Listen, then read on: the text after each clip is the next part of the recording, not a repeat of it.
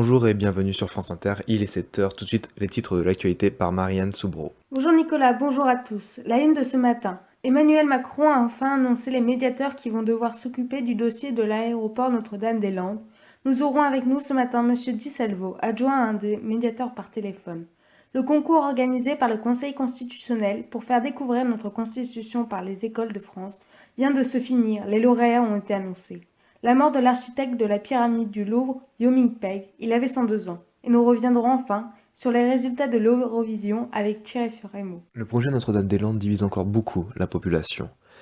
Mais le président a décidé d'envoyer des médiateurs pour créer un dossier, pour avoir toutes les solutions en jeu. Nous avons la chance d'avoir aujourd'hui M. Di Salvo, adjoint à Michel Bardet, ancien président de l'autorité gouvernementale et membre du CESE, et médiateur dans la mission de médiation engagée par le gouvernement. Il y a des questions que tout le monde se pose. Quel est votre avis sur le projet Notre-Dame-des-Landes? C'est avec plaisir que je voudrais répondre à votre question. En tant qu'adjoint de Michel Bardet, je ne peux pas exprimer mon avis, car cela ne nous permettrait pas d'avoir un regard objectif sur notre travail. Mais quels sont les points qui sont apparus lors de l'investigation?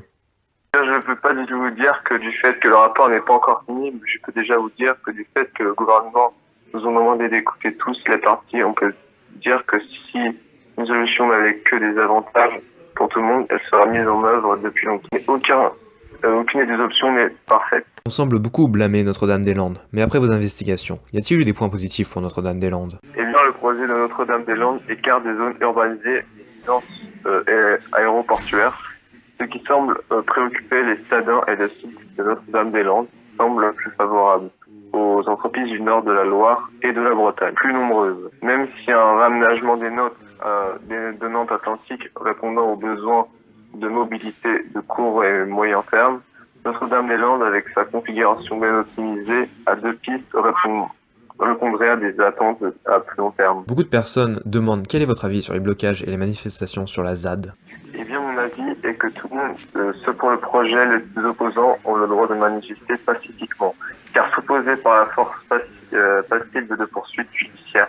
Et je m'oppose aussi au... Eh bien, mon avis est que tout le monde, ceux pour le projet, les opposants, ont le droit de manifester pacifiquement, car s'opposer par la force passible de poursuites judiciaires. Et je m'oppose aussi aux menacés de mort sur les élus et les journalistes que certaines personnes ont fait. Et enfin, quel est votre avis sur ces personnes qui s'opposent au référendum? Car pour le rappeler, un premier référendum fut voté à 55% en faveur du transfert le 26 juin dernier. Pour mon avis, je pense qu'il faudrait après que les habitants de la région auront part des résultats et auraient peut-être refaire un référendum, car à ce moment-là, la population serait mieux informée. Et donc un référendum aurait une plus grande signification, mais je précise que cela est de mon propre avis. Merci encore M. Di Salvo pour cette interview en actualité sur France Inter. Pour le concours organisé par le ministère de l'Éducation sur Découvrant notre Constitution, les lauréats sont, pour la catégorie école, l'école Blaise Pascal de Gnagny de l'Académie de Créteil, pour la catégorie collège, le collège Jean Jaurès de Poissy de l'Académie de Versailles, et pour la catégorie lycée,